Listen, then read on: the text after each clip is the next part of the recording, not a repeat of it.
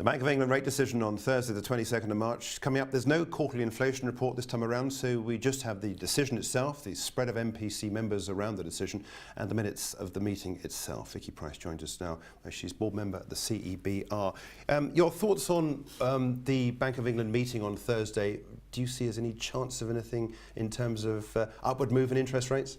No, we're not going to have the inflation report at that month. We're going to have it in May.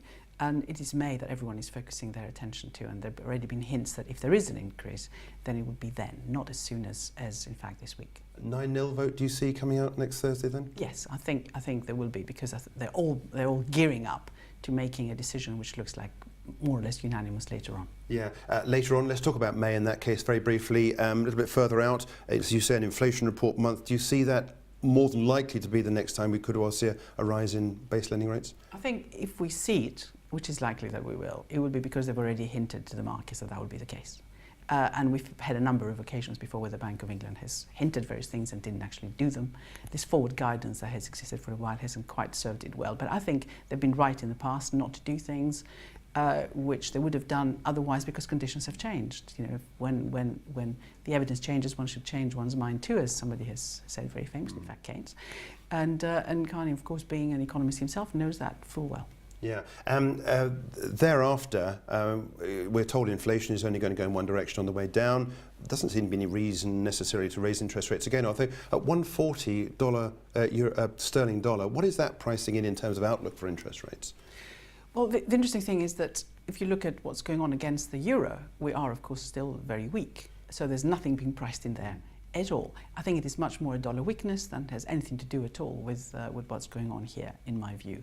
So, and that's actually quite a fundamental issue, because underlying all that, the economy, if we believe the forecast from the CEBR, is not going to be growing fantastically strongly this year or next year or the year after that.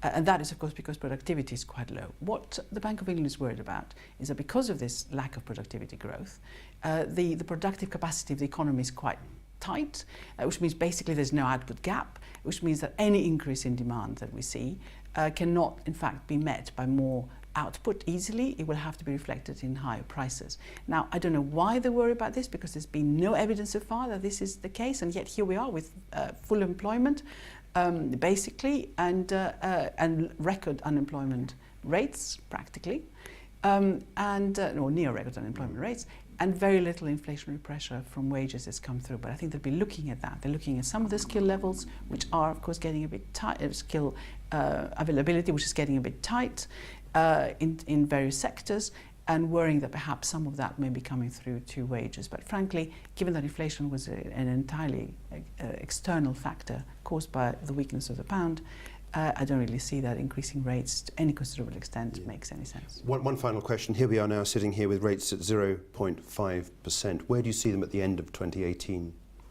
Maybe 0.75%. Right, okay. 1/4 point this year. Vicky, thanks indeed for joining us. CEBR board member Vicky Pryce with us with an outlook for Thursday 22nd, the next Bank of England interest rate decision.